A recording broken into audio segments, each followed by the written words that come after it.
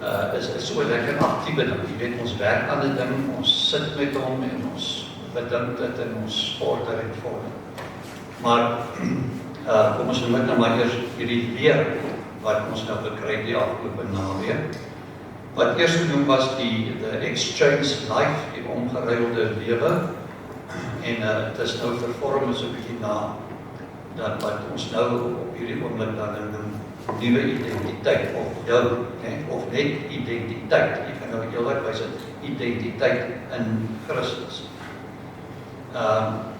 Maar nou sal julle wat nou my lering nou klik nou ken rondom dit. Onthou my hele kruisseminaar het gevorm vanuit die omgeruilde lewe, maar daar was soveel diertye en goeters gewees, jy weet, as julle nou regtig die oorspronklike ene wat ons hier gedoen het, toe Dr. Salomon in 96 hierso was, 71, begin eintlik 95 oor 96 en toe weer later gekom het en ek oorus in einde van 96, November 96 oorus weer na toe ons het weer gedoen daar wat hulle genoem het nou die so 'n institusie wat hulle aangebied het vir predikante in Amerika sowel as in Kanada, daai hele Amerikas wat gekom het. Dan is dit nog extra verskriklike klomp. Uit dit het ek 'n lyn gevat wat ek toe geformuleer het met my eie goedjies wat ek bygekry het in verband met die kruiswerk van Christus as dan die omgeruilde lewe, die kruisgesentreerde beradingsmodel wat ons toe ontwikkel het.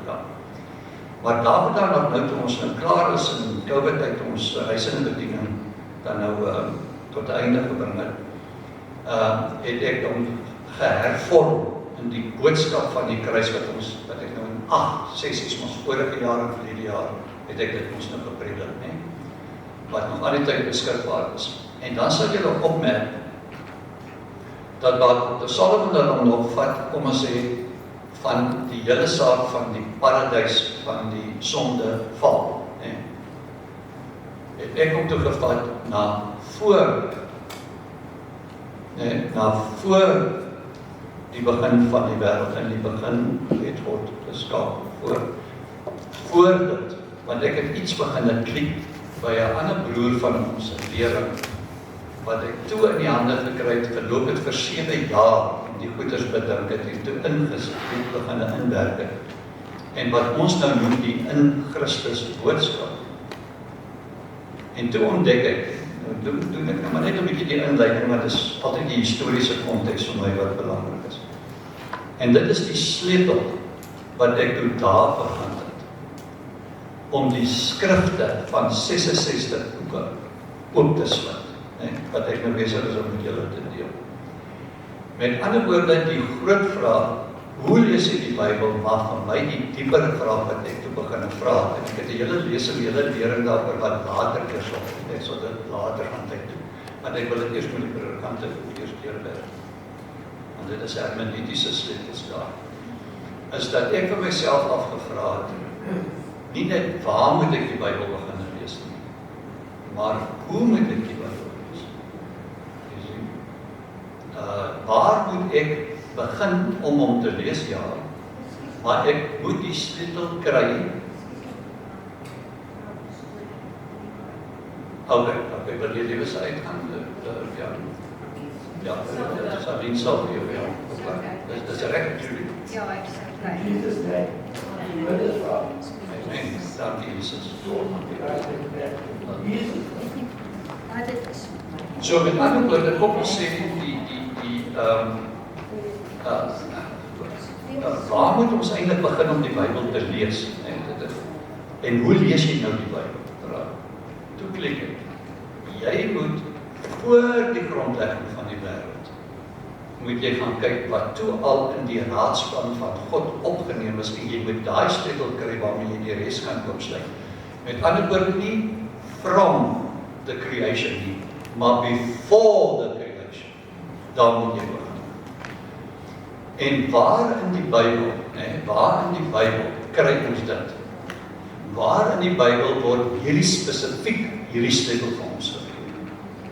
Die enigste sleutel, wat jy reg kry, wat eintlik gevolg moet word, waarmee die skrifte oopgesluit, net een sleutel, Daar's nie 'n unlocking of every book of the Bible nie. Dit is een spesifieke unlocking met een spesifieke sleutel. Wat is dit? En jy kry dit alleenlik om te weet wat is die openbaring van God voor die grondlegging van die wêreld, wat in sy hart was, wat hy toe uitgevoer het na from the creation of the world. Before the creation of the world.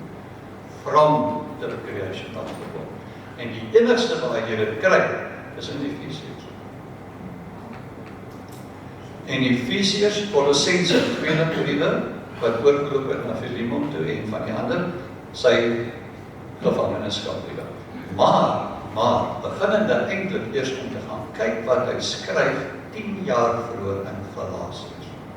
Want in Galasiërs praat hy van my gospel. Dis in Paulus se evangelie.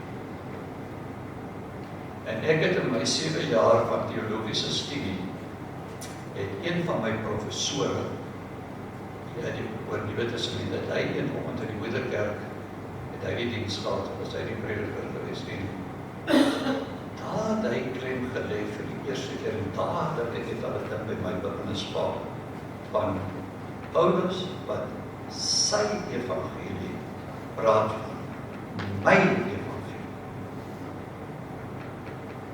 En dan vra mens vir jouself die vraag af, maar is daar niemand net een evangelie? En toe vind ek, daar is maar baie evangelies. En as heel wat evangelies wat daar buite kan rondhardloop. En dan is 'n evangelielyn wat wel verkondig is en wat wel verkondig word met verskillende aksente.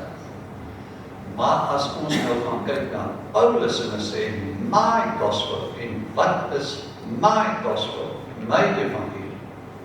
Before the foundation of the world. Die res het te doen met from the foundation of the world. Ek gaan dit later vir julle diagrammaties teken, maar ek sê dit net, want dit is verskriklik belangrik. 4/5 van jou Bybel het te doen met die from the foundation of the world. 4/5. 1/5 het te doen met before the foundation of the world. Nou kom sê julle nou vir my, waar moet jy jou Bybel begin lees? By die 1/5. Terug na voor die grondlegging van die wêreld. En dan sien jy hoe God die plan wat hy gehad het voor die grondlegging van die wêreld, vanaf die grondlegging van die wêreld toegepas het. En waarna toe is hy op pad? En wat het in sy eie God hart, Vader hart gegee? As 'n openbaring, hoor wat ek sê, as 'n openbaring van homself. Daar's wat hy gestel vir homself. So in hierdie gedeelte wat ons nou vanoggend net vinnig het, ek gaan dit net vinnig doen, want ons gaan baie mooi uit mekaar uittrek. Sylvia sê nou die dag vir my, "Ai, liewe ouma," sê hom vir my ouma. Dat sit in 'n week nadat ons mekaar ontmoet het. Toe sê hy vir my, "Maar dit is 'n storie, dat sê my storie." Toe begin ek vir haar te sê oor. Sy sê vir my, "Luister man, as jy so aangaan soos wat jy nou aangaan, gaan ons net so dis gaan jy weet ek ons klaar kry met Efesiërs." Toe sê ek, "Halleluja, daar stap ons sommer in die boodskap van Efesiërs in." Maar ek gaan hom nie jaag nie, ek gaan hom nie lang stukke lees nie. Ons vat hom nou maar stukkie vir stukkie, soos wat kom volgende Dinsdag is dit ons nou eendag en ou meneer, soos hy nou sê, hulle kom vir ons besoek, kosbaar is, baie kosbaar is, hulle is iets om te beleef, veral as julle na hom gaan kyk. As julle na hom gaan kyk nou, ek sê dit met 'n spesifieke rede. Dan sal julle harte breek oor wat daai mense deurmaak vir die Here in die noordelike dele van Mosambiek. En hulle gaan met ons kom praat. En my punt is, dan onderbreek ons hom, en dan gaan ons maar net 'n stukkie vir stukkie aan. Maar vanoggend wil ek julle met die ding net hoor waarvan ek praat. Kyk nou weer na Efesiërs 1. Die skrywer, Paulus, 'n gestuurde van Jesus Christus, deur die wil van God. Hy wil dit doen met voor die grondlegging van die wêreld. aan die heiliges wat geheiligd is, afgesonder is, in 'n hele nuwe posisie leef in God. Wat in Efese is, en ook die gelowiges in Christus. Jesus, in Christus. Genade seën groet waarmee hulle nou seën as 'n stuk proklamasie. Genade vir julle en vrede van God. Julle het dit, laat julle dit elke dag beleef en nog meer beleef en nog meer verstaan. Hy is ons Vader en die Here Jesus Christus. Val vreemd op die oor van die Jode. Inleidend tot wat hy wil sê, sy boodskap wil bring, sleutel wat hy wil gee. Geseën in 'n oortreffende trap van dank en lofbetuiging aan die God en Vader van ons Here Jesus Christus, wat ons geseën het, geskenke gegee het, met alle geestelike seëninge, alles wat nodig was om ons kinders van hom te maak en ons te red for our redemption. Alles beskikbaar is. In die hemel, wat daar in die hemel by hom is, in te stort op ons hier op aarde, in Christus.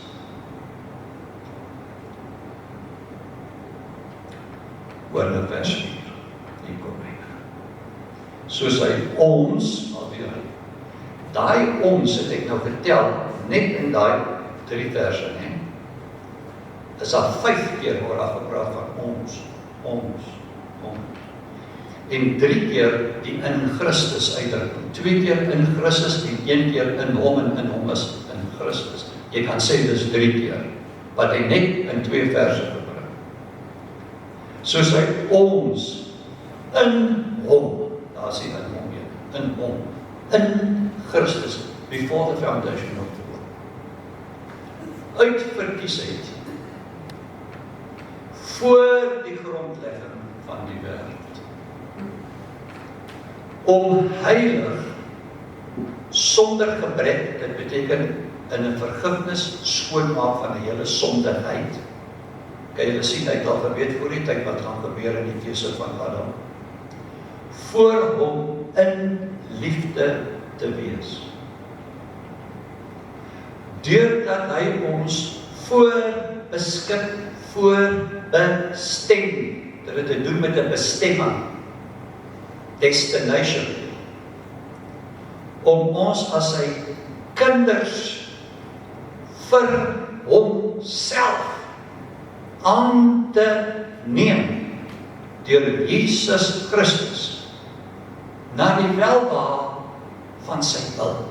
Dit was oorvloedig sy wil as 'n hartsbegeerte wat sy hele godheid eintlik aan ons openbaar. Kan julle hoor die stuk dinamika wat net in daai 2 verse is. En hier sit ons met die kruks gedeelte wat die hele skrifte aanhang. Hoor julle? Dis die kern, dis die stuk. En net, en ek gaan dit net touch vanmôre. Net hierdie hele saak van uitverkies. Dis die boodskap van die Bybel. Dis die sleutel waarmee al die boeke van die Bybel, al 66 boeke weer oopgesluit word. Dit sluit vir ons die hele hemel oop.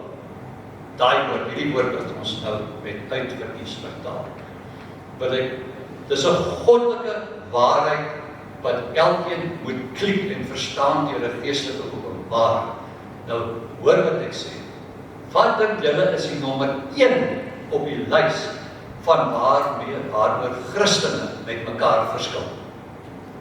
Die spesifieke leerstellighede rondom die hele storie in die kerklike geskiedenis van vroegtyd af tot nou toe, gaan al die gesprekke na wat ouens nou weer het in konferensies op die strate nou deesdae. Baie van die ouens gaan nou met die evangelie strate toe, mense kan hulle vra. Waaroor praat hulle die meeste? Waaroor word John MacArthur die meeste dan getreiter om te antwoord? En hy is maar een op die horison. En hoeveel ander? En dis het jy mekaar spil, en weet julle dat op 'n sekere stadium, dan kom jy om te sê, elkeen het nou 'n punt wat hulle wil sê rondom hierdie hele ding van uitverkiesing, en dit verwar die mense nog meer. En ons maak daarvan 'n doktrine. Ons maak daarvan 'n Calvinisme. Ons maak daarvan 'n Arminianisme. Jy sien? Ons maak daarvan 'n Lutheranisme wat ingedeel word in verskillende tipe van kerklike bewegings en goeders, waaroor hulle die meeste verskil. Dis wat dit is. As julle nou net hoor mense wat nou ons van die mense besoekers nou wat ons by die werkswinkel bygewoon het, dat so een kant met my op 'n kol gepraat het, so 'n groepie van my, oor wat hulle nou waarvan hulle vandaan kom, 'n groot gemeente wat grootliks opgebou is in daai plek, wat hulle van praat oor hierdie hele storie, waarvan ons nou praat, wat hulle verkondig daar is hulle teologie, met geen, maar geen, jy sien, dan trek hulle die lyn natuurlik weer, net onder andere is, maar net so terloops het gesê, geen fisiese wederkoms, daar gaan nie 'n fisiese wederkoms plaasvind, want die wederkoms van Jesus het klaar in jou plaasvind, en daarom gaan ons nie dood. Daar is iets soos 'n wegraping en al die goeders. Dis wat gekom, dis hulle teologie, en daai gemeente groei verskriklik. Met ander woorde, elkeen wat gebore word met die saad van Christus in sy gees, klaar gebore, hy moet dit net verstaan, gaan nie maar net aan waarmee hy gaan, klaar is. Want hy het ons nou vir almal gesterf. Kan julle sien as hulle hierdie punt mis, hoe hulle hierdie kant, daai kant, verval in 'n klomp wat, dogmatiek, leerstelligheid. En hulle kom nie. Hoekom is dit so dat as mense hierdie deel regtig klik en sê, daar gaan nou 'n ding van my boek, my liewe Martin. Is eintlik verskriklik eenvoudig. En tog maak ons 'n verskriklike groot ding daarvan. Want dit kan alles net plaasvind in Christus. As die sleutel. So die sleutel van die verstaan van die skrifte is hierdie hele ding van uitverkiesbaar. Die Afrikaans vertaling moet uitverkies, ek gaan nou net daarby kom, maar ek wil eers net oor daai woord, die heel oorspronklike woord van daai is ek geklik. Jy moet hom, is eintlik GL, maar hulle transkribeer hom met EK, ek, daai ek is ek, met 'n handdoek eintlik as jy dit uitspreek, as jy met 'n ou wat teenoor weer het uitgetrek, dan moet hy eintlik met 'n handdoek slaan. Ek beteken uit, baie spesifieke betekenis, Lego, is ek sê,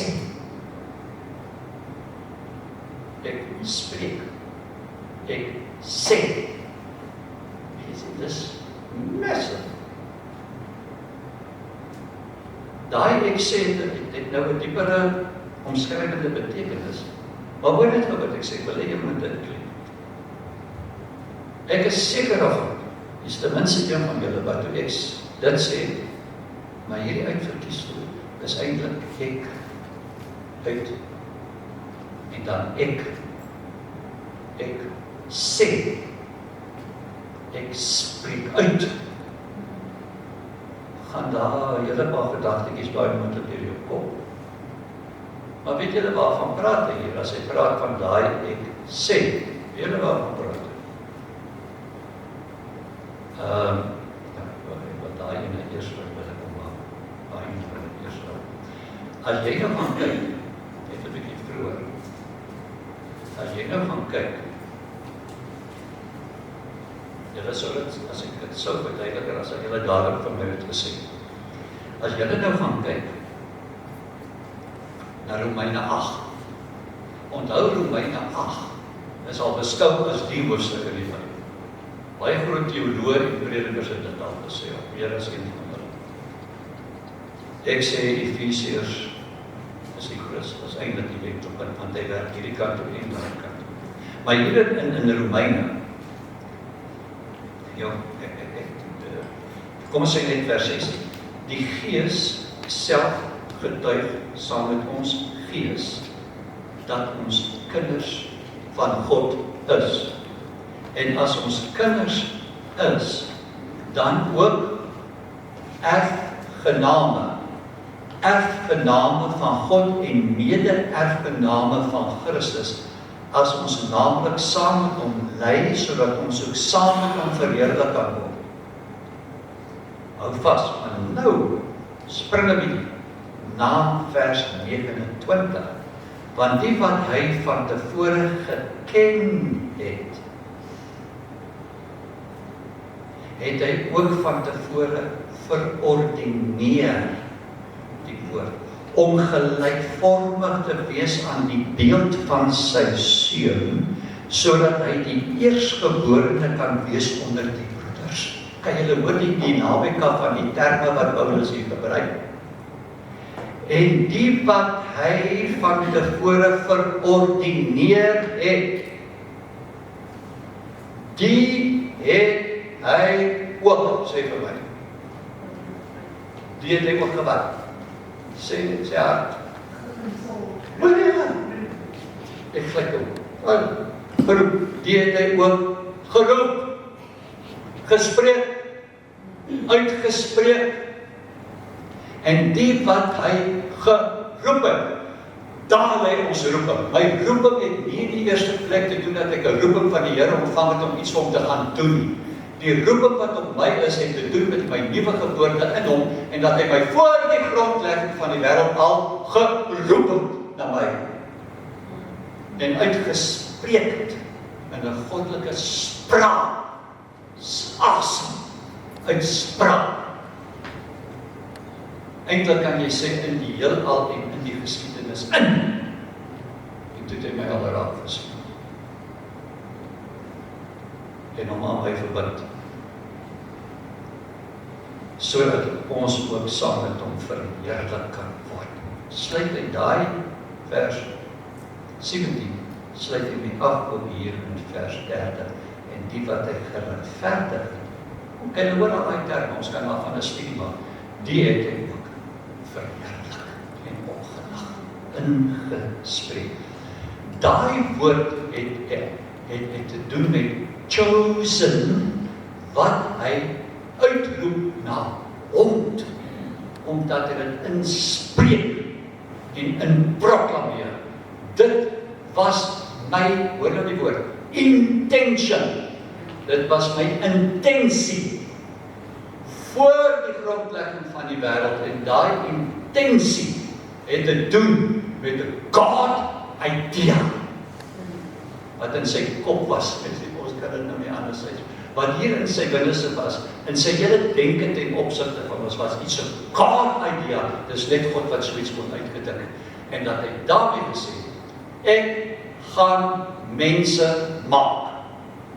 En ek gaan daai mense myne maak deur geboorte. Hoekom het hy dit gesê? Engels sê dit net baie duidelik. Ons moet dit omskryf. I am, ek spreek. I am going to birth my own children. Hoekom het hy dit gesê? En dit moet jy weet wat sy intention was, dis voor die grondlegging van die wêreld, en dat hy dit uitgevoer word, want hier is 'n baie belangrike sleutelwoord in die begin van vers 4, wat die Engelse korrek vertaal om te sê, according. Ons kom weer later terug na according toe. Met ander woorde, hy het geweet wat die keuse van die vleeslike morele mens gaan wees. Hy het geweet wat daarom sy keuse gaan wees. En daarom het hy klaar by sy voorneme.